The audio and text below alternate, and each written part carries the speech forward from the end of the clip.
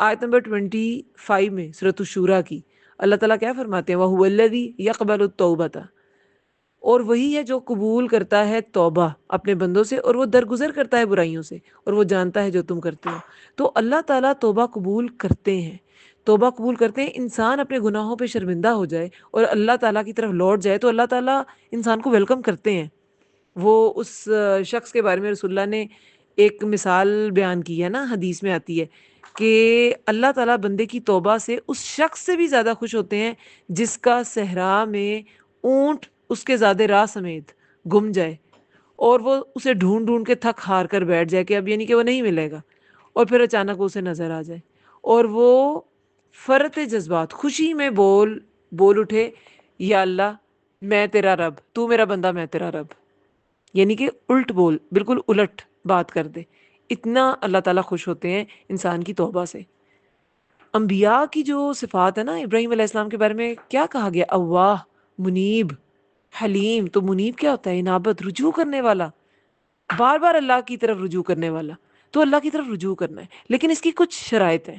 توبہ اللہ تعالیٰ قبول کرتے ہیں، اور آگے اگلی آیت میں اللہ تعالیٰ فرماتے ہیں 26 جو آیت ہے اس میں اللہ تعالیٰ کہتے ہیں وَيَسْتَجِيبُ الَّذِينَ آمَنُوا، اور وہ قبول کرتا ہے، یہ دعائیں قبول کرنے کے بارے میں بات ہے، وہ دعا قبول کرتا ہے ان کی جو ایمان لائے، وَعَمِلُوا الصَّالِحَاتِ، اور انہوں نے عمل کیے نیک، وَيَزِيدُهُم مِّن فَضْلِهِ، اور وہ زیادہ دیتا ہے انہیں اپنے فضل سے۔ یعنی کہ اللہ تعالیٰ توبہ قبول بھی کریں گے، پھر اس شخص کی دعائیں بھی قبول کریں گے جو ایمان لائے اور جنہوں نے نیک عمل کیے۔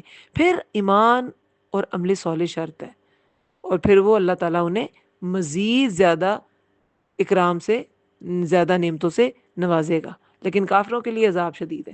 تو توبہ کی شرائط کیا ہوئیں؟ ایک تو اخلاص، آپ نے کوئی گناہ چھوڑا وہ اللہ کے لیے چھوڑا، کسی انسان کے ڈر سے نہیں چھوڑنا، اللہ کے ڈر سے چھوڑنا ہے۔ پھر اس گناہ پر شرمندگی، اللہ کے سامنے آپ شرمندہ ہوں، پوری دنیا میں اشتہار نہیں لگانا کہ میں نے یہ گناہ کیا، بس اس کا اعتراف ہونا چاہیے آپ کے اندر، آپ اللہ کے سامنے شرمندہ ہوں۔ پھر آگے فیوچر میں وہ گناہ دوبارہ نہیں کرنا، یہ تیسری شرط۔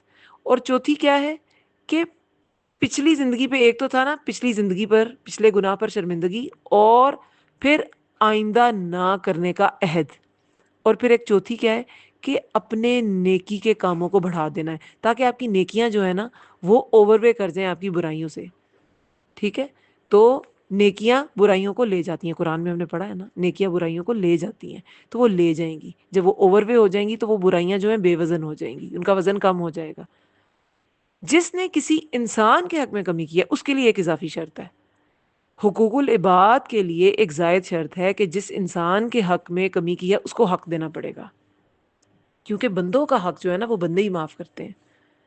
وہ اللہ تعالیٰ نے ایون کہ جو حقوق العباد، حقوق اللہ میں جو کمی ہے وہ اللہ تعالیٰ ہو سکتا ہے بغیر معافی مانگے بھی معاف کر دیں، لیکن حقوق العباد نہیں۔